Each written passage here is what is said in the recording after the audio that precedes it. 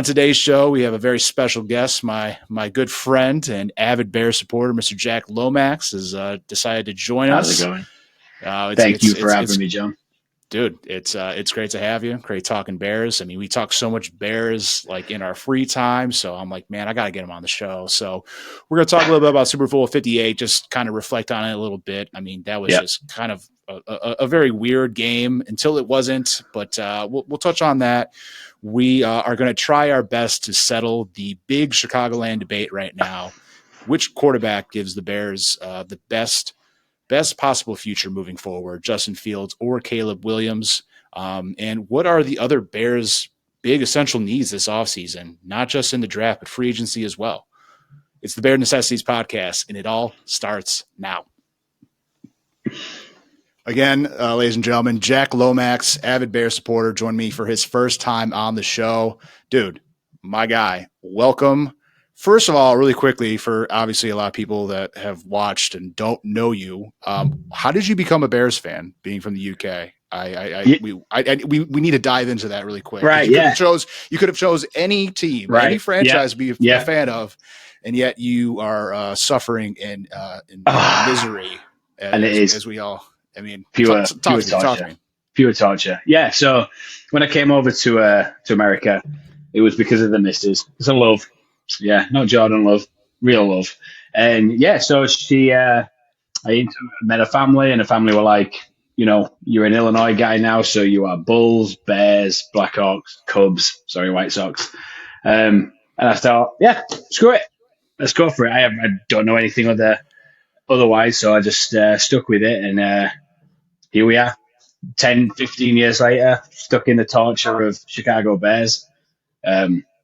Went to school in Wisconsin and met all the Packers fans there, and they're saying the same thing. Like, you could be with us. You could be with the Packers, with a winning franchise, NFC North, baby.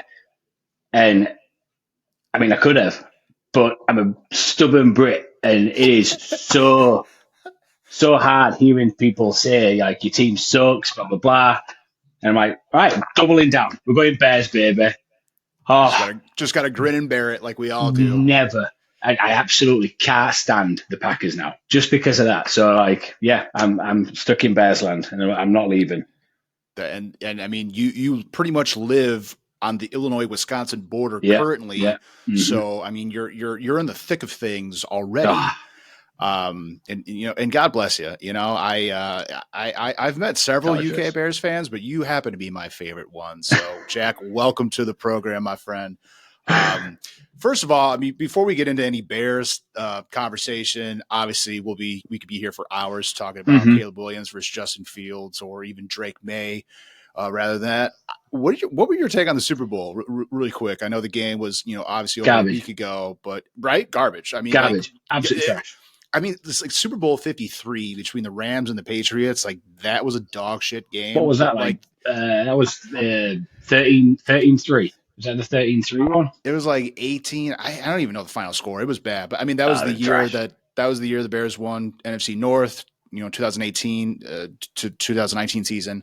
That the Super Bowl took place in 2019 there in early February. But I mean, I've stood firm on this that the Bears would have been a better NFC representing team than the Los Angeles Rams that night. I mean, that was just so bizarre.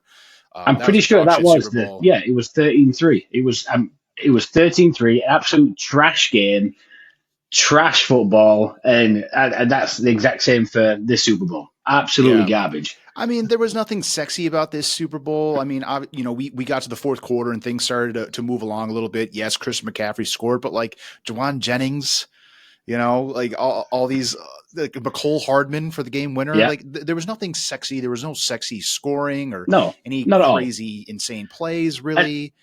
And if you think about it, like I was live betting as the game was going on, and the fact that Juwan Jennings was running for the MVP, Juwan Jennings couldn't pick him out in a lineup. Absolute garbage.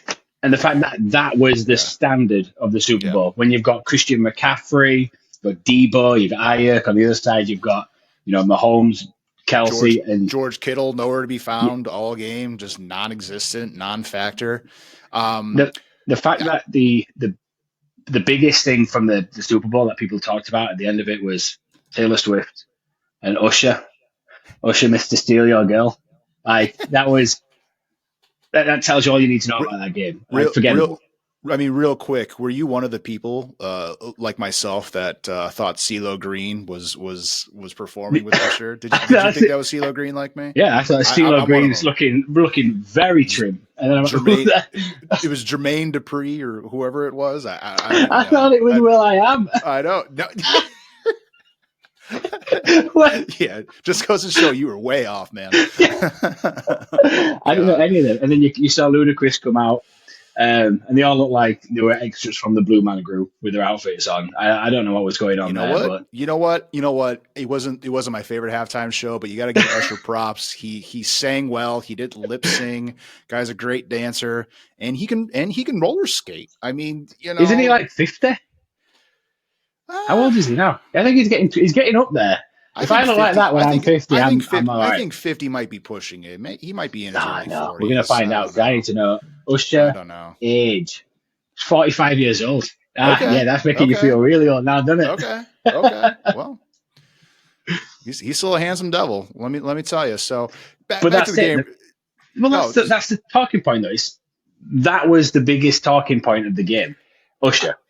also, I know I'm becoming older and more of a grump in my life because I will not be attending any Super Bowl party in the No foreseeable chance. future with little screaming children running around and adults talking over. Like I didn't get to hear the Jim Nance Tony Romo broadcast. Uh, I barely heard the Usher halftime show. It was something, and mm-mm. I told my fiance, my significant other, that like this is it. This is the last year where like we're not on our couch or like we're going to your brother's who doesn't Mm-hmm. have any kids. Like Right, there because you go. yeah, but I mean we picked a good Super Bowl to miss on a great To miss. Yeah, broadcast. Yeah, yeah, and yeah. I could have done without Tony Romo's his banter all game. I don't know, Jim. Anyway, Yeah. so back to the Super Bowl. What do you think is more true, that the Chiefs just came out and just won that game, or the 49ers choked? What did you take from that more? 49ers joked. The 49ers coming into that game had, I would say, comfortably the worst run in the playoffs. They were hard favourites. They were looking fantastic in regular season, and just against the Packers, they looked trash. Against the Lions, they looked trash. And then just coming into this, but on the other foot as well, John, is for me the loss of uh, Greenlaw beginning of the game. You saw that freak Just accident that brutal, happened. brutal. Really changed the game. That guy, I had betting on him for any time interception. That guy is a game changer. And I don't know if you've seen the videos of Mahomes. Like he immediately sees that incident, and he's immediately talking to, I think it was Matt Nagy, saying, we need to start changing stuff up because Yeah, that's the yeah. weak link right there now. Yeah, No, it's just absolutely brutal. And I hate this stupid narrative, this stupid discussion after the game was over that the 49ers didn't know the overtime rules, blah, blah, blah, blah, blah. nah, Like, they did. it's like at the end of the day, you knew it was your responsibility to know the overtime rules and to not let 15 march down the field and put himself and his team in a position to win the game. And that's exactly what San Francisco let happen. Right, and I mean, at the end of the day, it should never have got to that point in the game. Exactly. I mean, Exactly. you look at the talent that's on 49ers. I mean, don't get me wrong. Uh, right now, Mahomes is building his own dynasty, but you look at the 49ers talent. You got Debo, that Debo injury hurt. I know he came back on, but he wasn't 100%. Ayuk got marked out of the game. Um, what's his face? George Kittle. The guy's an absolute freak. Talked about this was going to be his vengeance game, and I mean Yeah. he was what, two catches? He had two catches. George Kittle, honorary Bear, Iowa Hawkeye, grew up rooting for the Bears. Jack, me and you are going to be the biggest George Kittle super fans when he joins the Bears on a Oh my veteran days! 1 year minimum deal when he's like 35 or 36 years old. We're going to give him I mean, we're going to give him like the Jimmy Graham farewell tour for tight ends I'm on the in. Bears. I'm in. We're going we're going to root for every yard he gains that season, all like 473 yards for George Kittle in the later half of his career, because he's going to be a Bear. It's only a matter of time. I will root for him wherever he goes, but we got to make sure he's a Bear If he by the does. end. By the end of his career, I just feel like it's necessary, it's required, and it will happen. And we're going to manifest this together. Speak into existence. I'm down. I mean, he doesn't say a single bad word about the Bears. He had an opportunity to say a bad thing about the Bears pre-conference, pre-game, and he loves us. He will always root from us from afar. Guy grew up a Bears fan, and he will always support us no matter where he is. So, yeah, 49ers choked.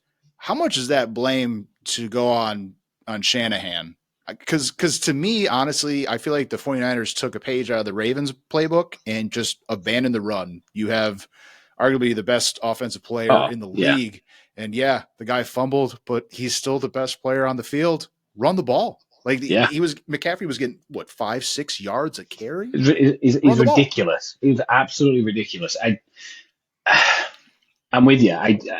The pass game wasn't working. Clearly, again, we talk about Juwan Jennings again. Like the fact that he was an MVP candidate in this game, just it shows you that and that's only because they're only throwing touchdown. He's the one that threw the bloody ball. I think they actually got another one later on in the game. But the point being, the pass game wasn't working. The run game did get stopped a couple of times, but like you said, Christian McCaffrey is a freak. You put the ball in your playmaker's hand.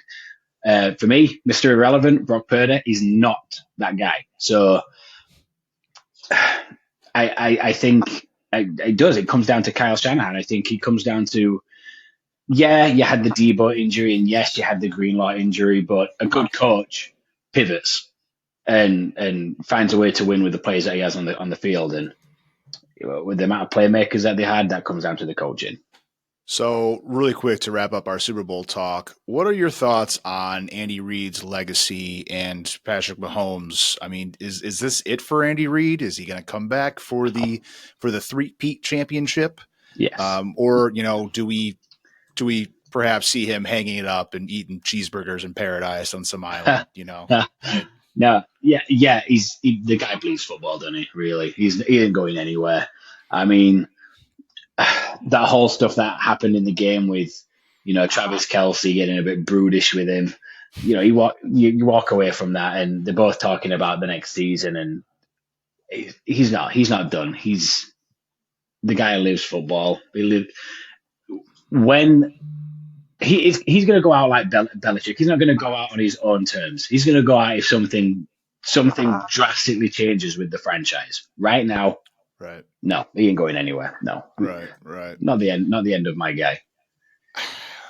Again, like where do we even rank this for like top Super Bowls? Like, is this even a top 10 Super Bowl? Is this even a top 20 Super Bowl?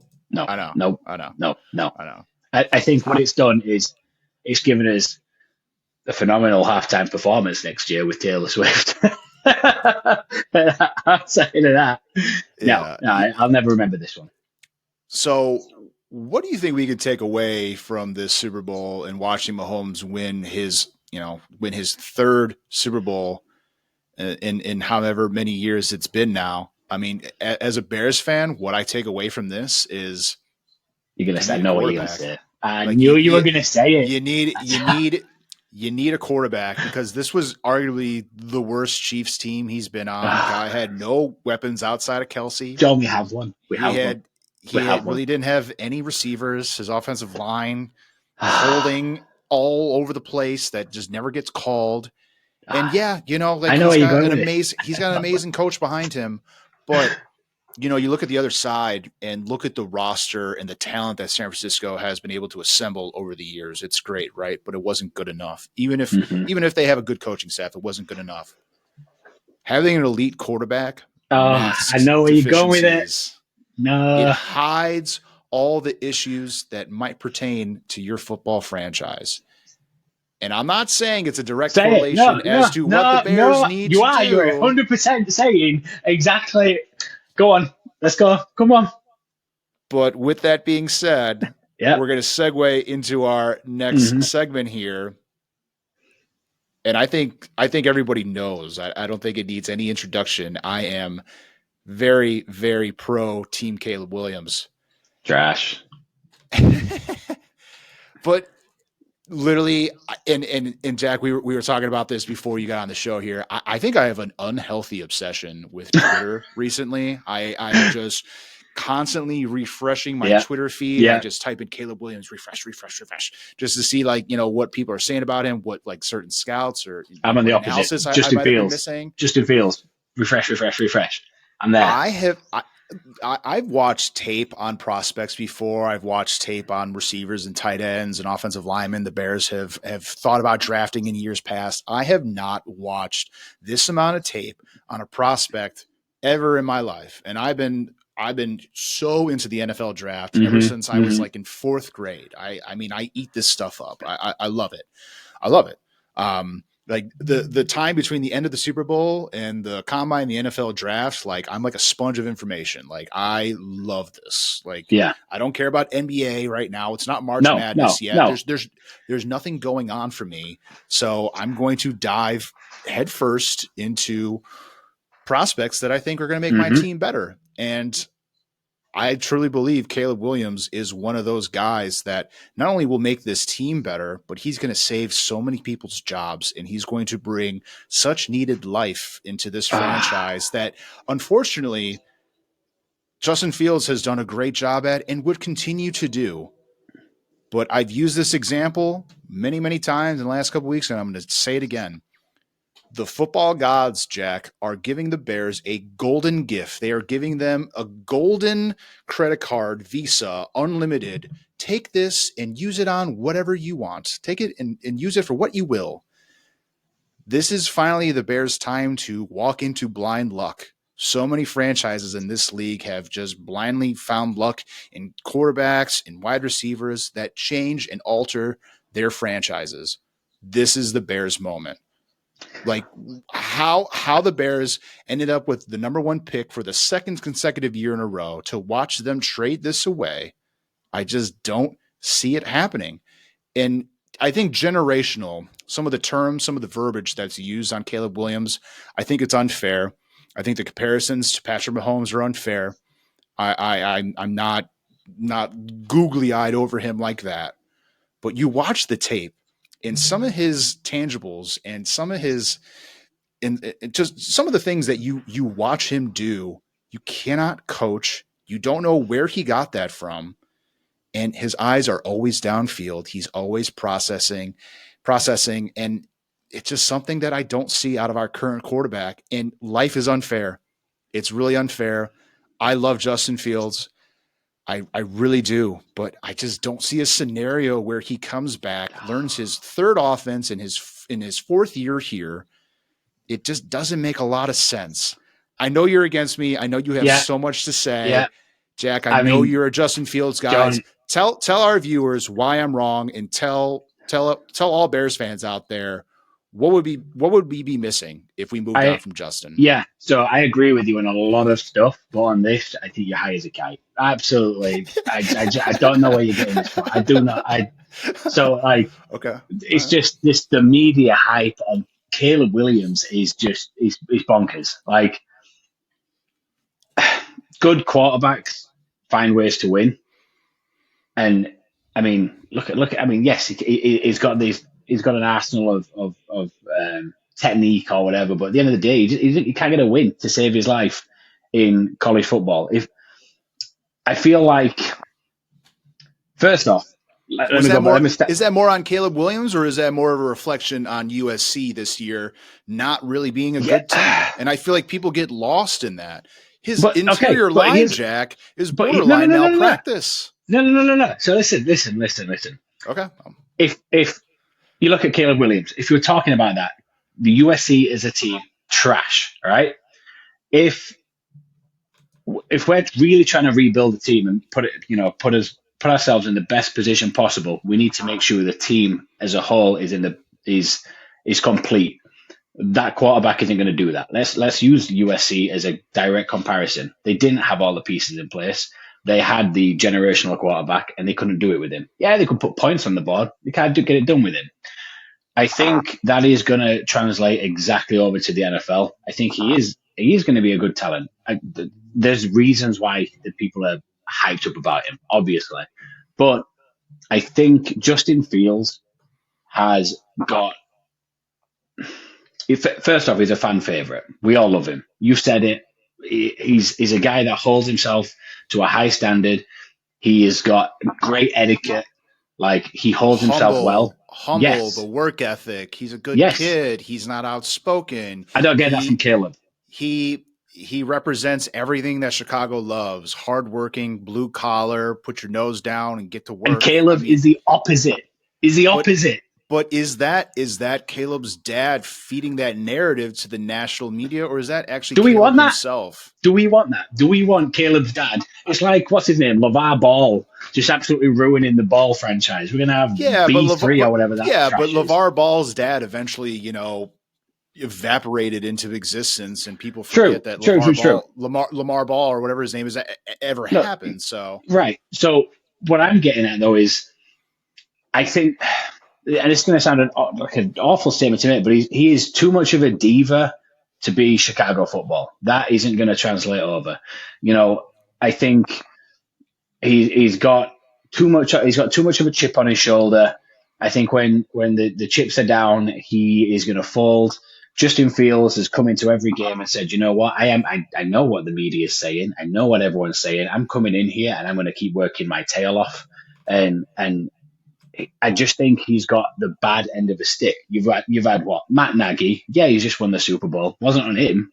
He's trash. We all agree. Matt Nagy is a fraud. Want to talk about a second fraud? Luke bloody gets it. I don't know how. That guy should not even be in the NFL. He got a job with us for being Aaron Rodgers' ping pong partner. And somehow got another job out in Vegas now. I don't know how. Fraud. Absolute. I tell you what it is. It's what's his face? Devontae Adams. Like, oh yeah, I remember him. I'll be his ping pong partner. Like that's. I can't. The guy's got more screenplays than bloody Steven Spielberg. Like it's not. It's not on Justin Fields. You can only do so much with the playbook that you've been given. I'm totally with you in agreement there. And I don't mean to cut you off. No, you're good. I understand that Justin wasn't really given a fair chance when he first got drafted here. He got drafted to sit behind Andy Dalton and Nick Foles, which it's not the Alex Smith, Patrick Mahomes thing that I think Matt Nagy was trying to assemble and facilitate. Mm-hmm.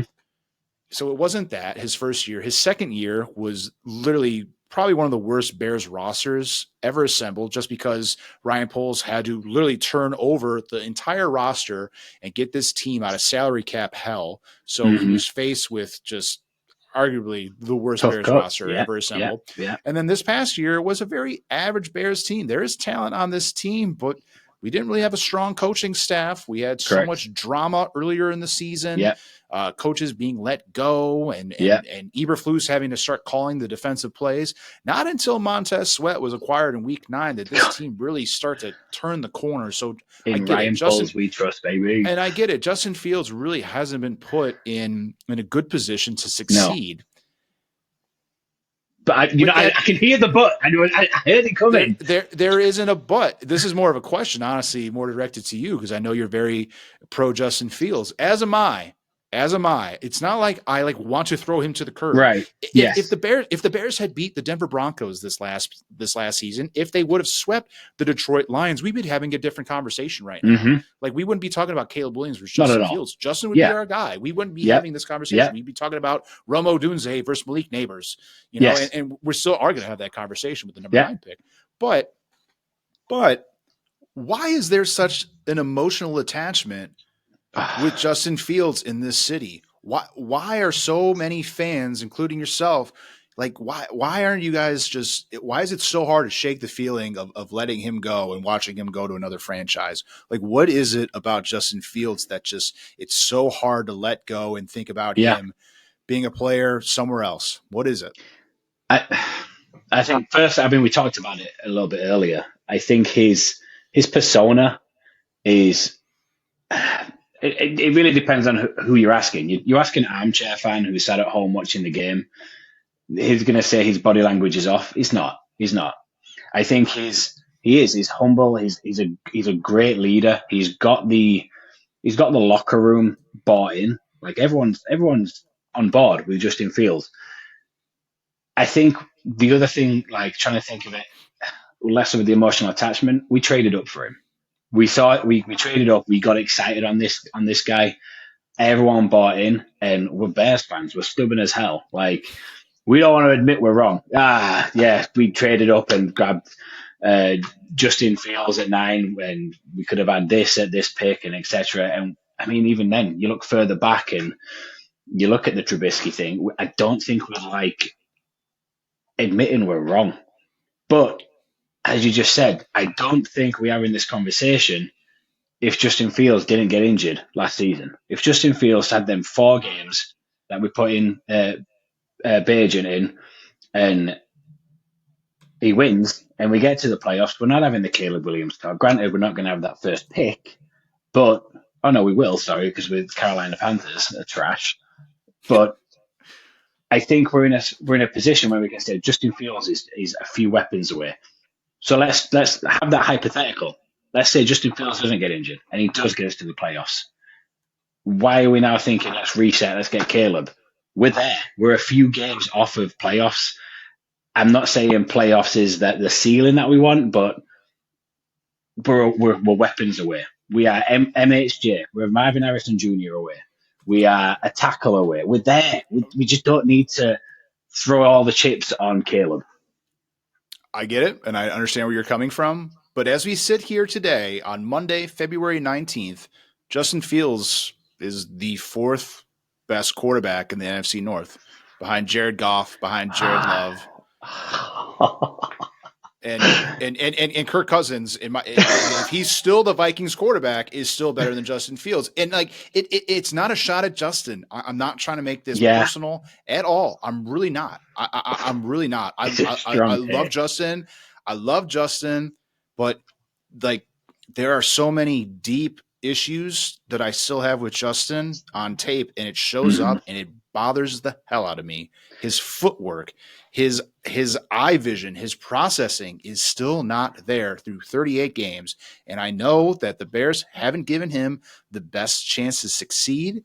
And it is what it is. But we find ourselves in this situation that I just, again, I'm going to ask you, and we're going to move on to our draft talk, and mainly about free agency and also what the Bears can also do at the number 9 pick. Cause I feel like everyone's so enamored with what the Bears are going to do with the number 1 pick. Number 9 is still a very hot topic, but Caleb Williams, in my opinion, like he's either going to be extremely successful in this league, or he's going to go down as the biggest bust in NFL history. Like there's going to be no middle ground. No, and I hate this. I hate this comparison of like, well, look at Bryce Young last year. Like he wasn't right. Yeah, but like Bryce Young went to like literally one of the worst rosters, the worst roster, and Caleb Williams is going to go to a Bears team that is coming off 7 that wins. Has pieces. Yep, it has pieces. And pretty much dominated the Detroit Lions, who were in the NFC Championship for pretty much 8 quarters. The Bears dominated the Detroit Lions this year. Like this team isn't as far off as people think. And it's not like a rookie quarterback is going to come into like this terrible situation. The guy's got DJ Moore. He's got Cole Kmet, two guys that are top 10 at their positions right now. I think the offensive line isn't as bad as people portray it to be. It's not great. They're a center and another guard or a tackle away from being a pretty good unit, in my opinion. So why are Bears fans just so afraid of taking a shot at greatness here?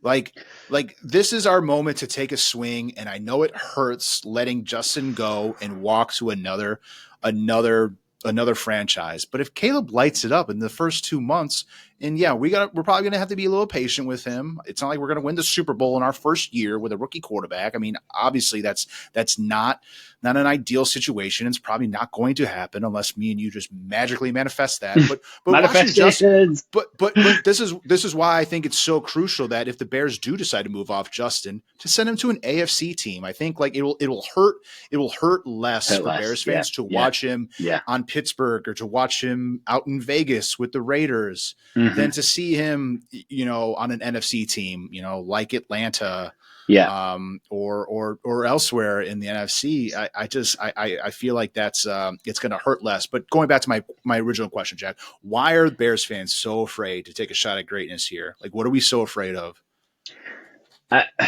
Personally, I think the risk is high, and I know you've got a different take on this. I think if Ryan Pauls puts all his chips on Caleb Williams and it doesn't pan out, when we had an opportunity to trade back, just get an absolute outlandish amount of picks, and that's what a question I'm going to ask you is like, what is that pick total that's going to take your mind off that Caleb Williams pick? We'll come back to it, but I think the risk is high. You put your chips on Caleb Williams and he ends up being the bust that he could be. He could be the bust. You lose your job. And remember, Ryan Pauls is still wanting to keep a job. Like, outside of thinking of what's best for the Bears, he's going to look out for himself.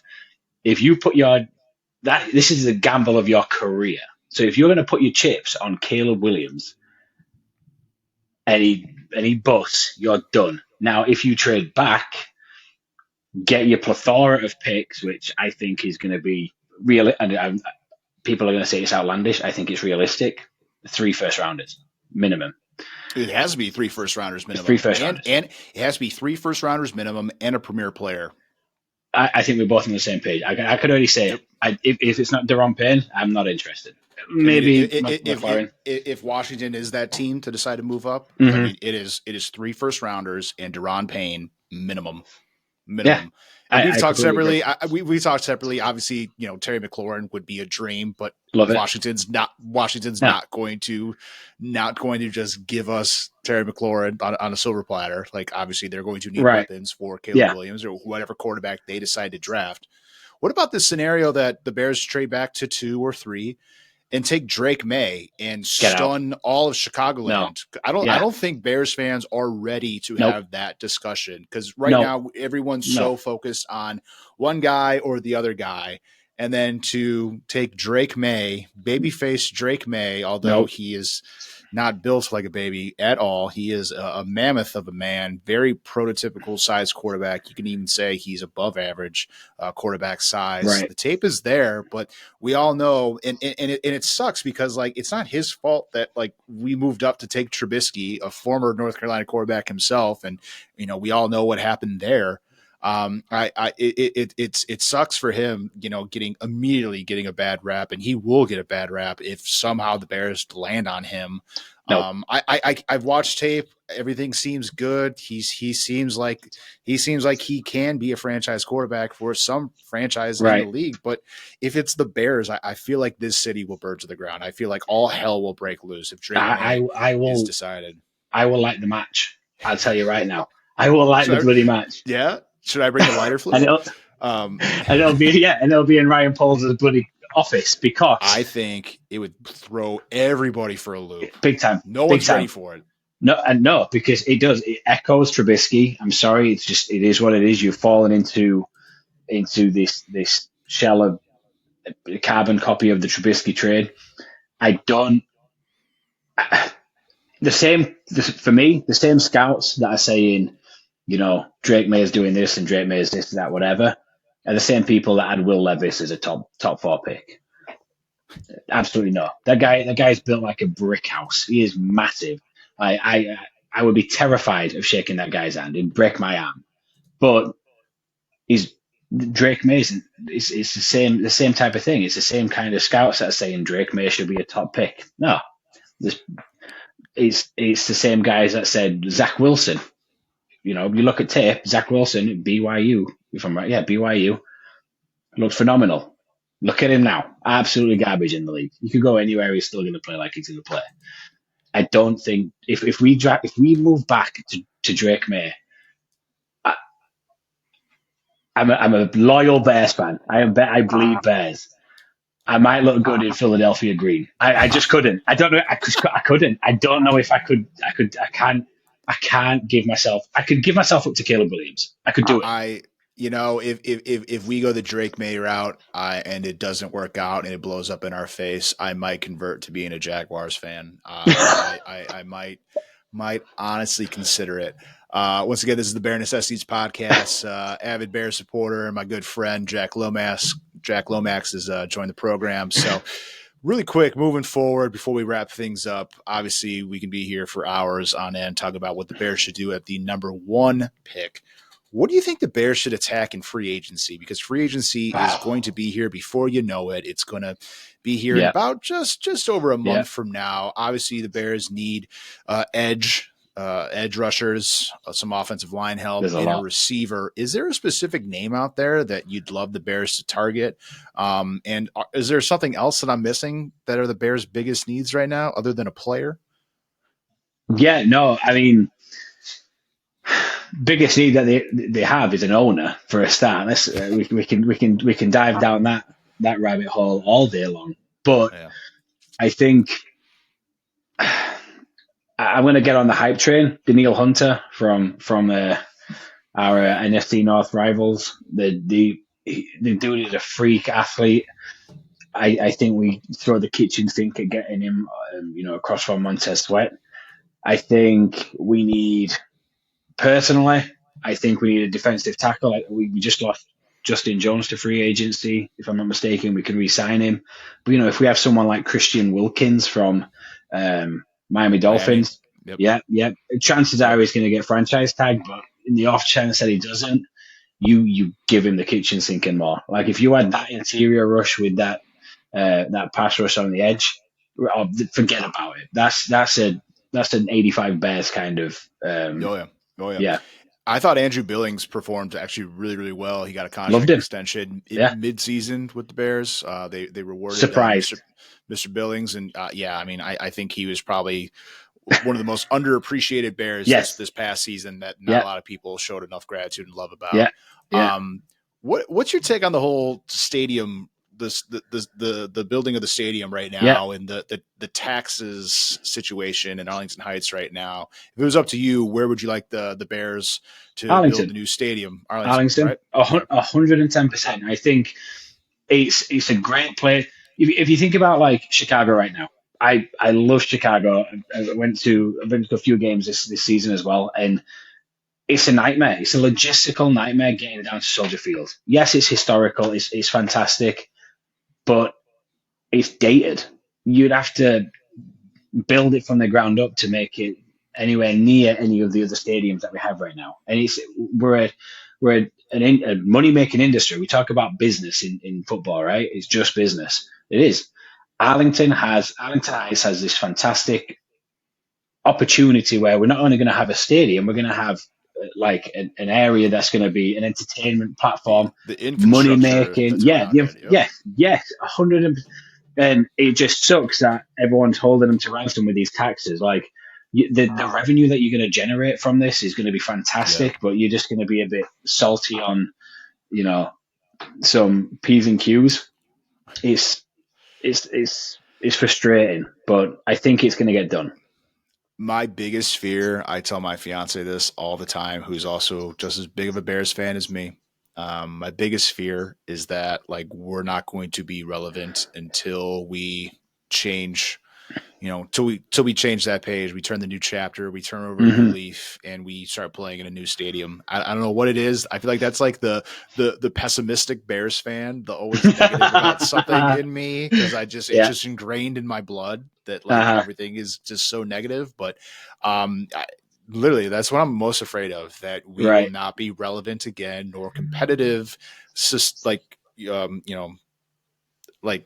just competitive at a sustainable level until we have a new stadium. And who knows when that's going to happen. And I think a lot of people are slowly learning that Kevin Warren, the Bears CEO, came in here to be the businessman and to focus Hmm. solely on that Hmm. and not necessarily the football decisions that I feel like Right. everybody has been so enamored and hoping that, oh, he'd be the guy to fire Matt Eberflus and put Ryan Poles in check. Like, I don't think Kevin Warren's that dude. Do you No. agree? I just don't Yeah. think he's that guy. If I'm not mistaken, the reason we've hired him is because of his history of what he's done in building stadiums in the past and what he did with the Big Ten in the past. Like his influence at the business level is second to none. He's one of the best in the business right now. At the end of the day, he doesn't need to get involved with the football aspect.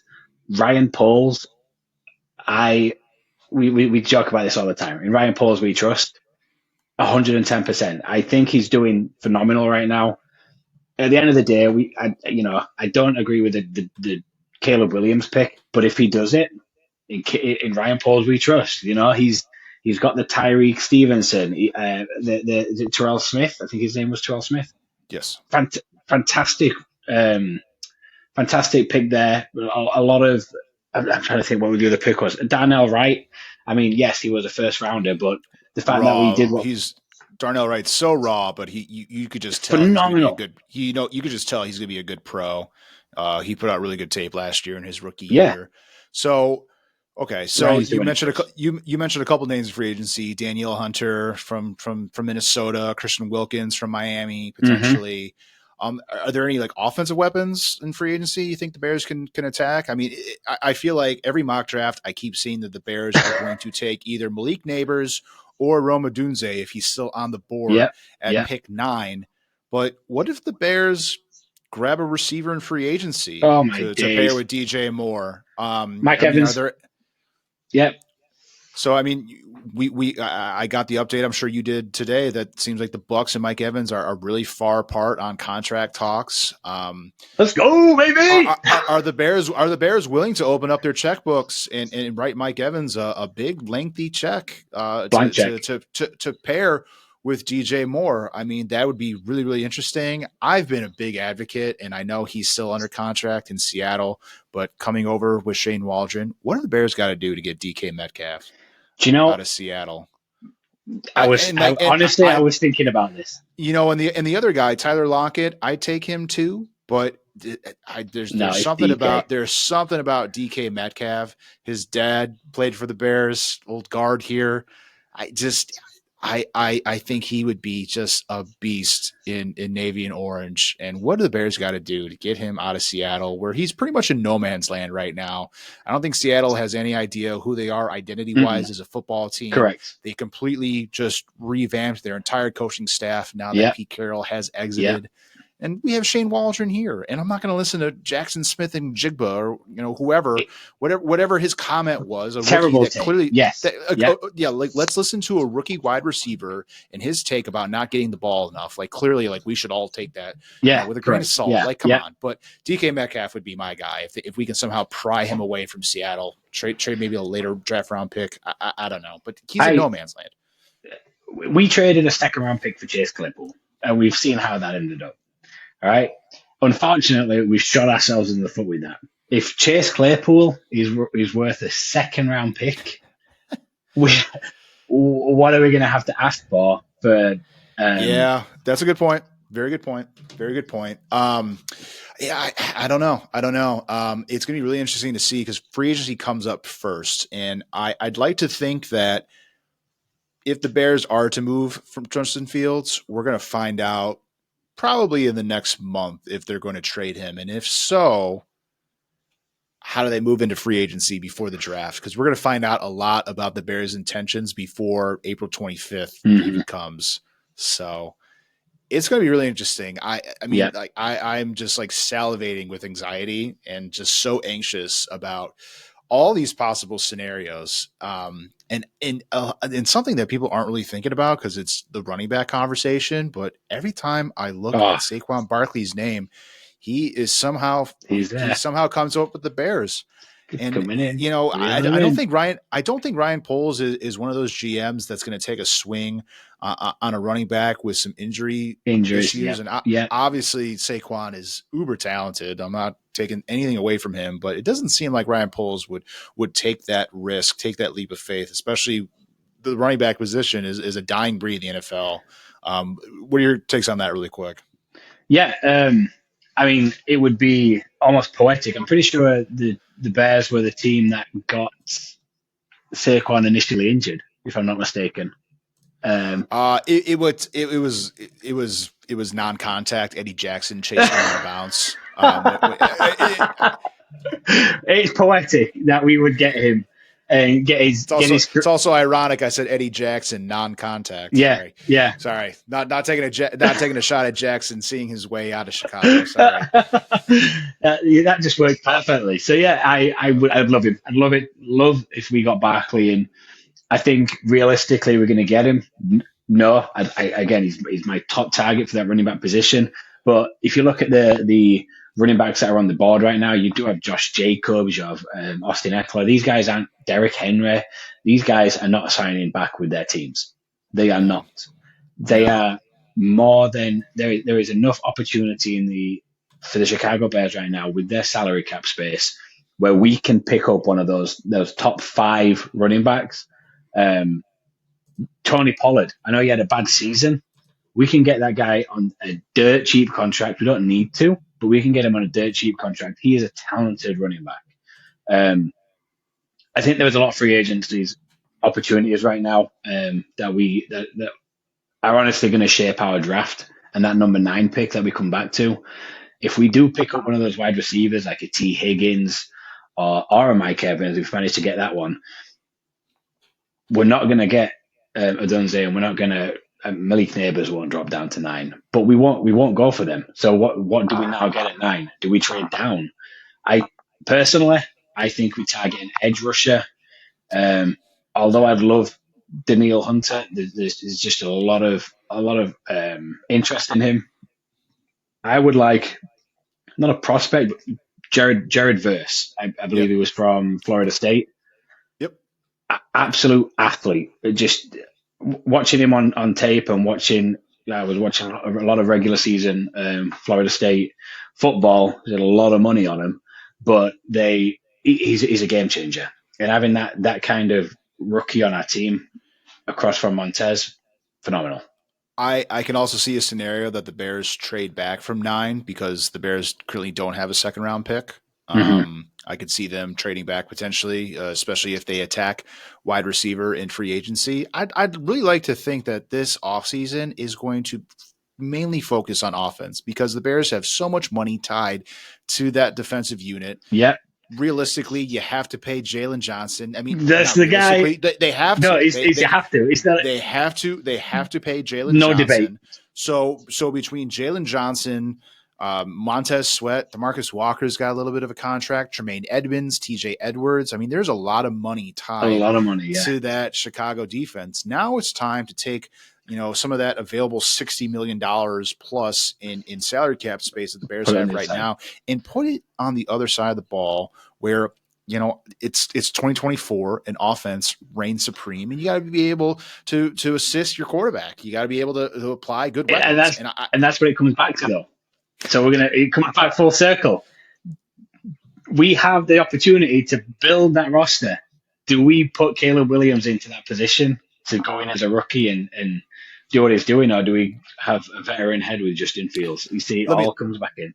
let me ask you this: other than DJ Moore and Cole Kmet, who else does Justin Fields elevate on that offense? Why do we get sucked into the notion, the idea that Darnell Mooney had a down year? Is that on Luke Getsy or is that on Justin for not getting him the ball? That's I don't think it's Darnell Mooney's fault that he didn't get the ball. I don't think that's on him. I don't think sure, Luke Getsy can share a little bit of the blame with Justin, but I think that's more on Justin.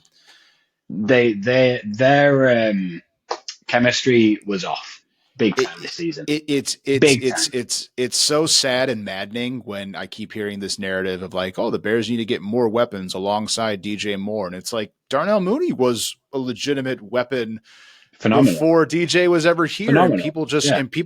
people are just writing him off like he never existed. And And that's I'm what sorry, but I think Justin is a pessimistic big bears. reason. Yeah. I think Justin's a big reason as to why we didn't see Darnell Mooney excel this year, especially with DJ in the fold. So before we wrap up really quick, again, this is the Bare Necessities podcast. Jack Lomax joining me here in an open letter to Ryan Poles. Jack, I want you really quickly to speak it into existence, why we should trade that number 1 pick and build around Justin Fields.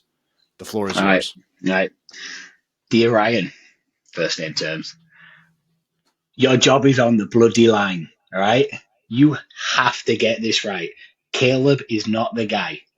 You pick Caleb and he's a bust. Bye bye. I'll sign off on your, what is it, your pink slip, whatever we call it in America. If you trade down and we don't get it right, it's fine. You have all those picks, all those bloody picks. So try again. But you don't get that if you waste this first pick on Caleb. Do the right thing, my guy. Do the right thing. Jack. In my open letter to Ryan Poles, don't worry about the outside noise. Don't worry about the public perception of your relationship with Justin Fields. It's not personal with Justin. The NFL is a business. We have a unique moment in time to draft one of the best quarterback prospects in the last 20 years coming out.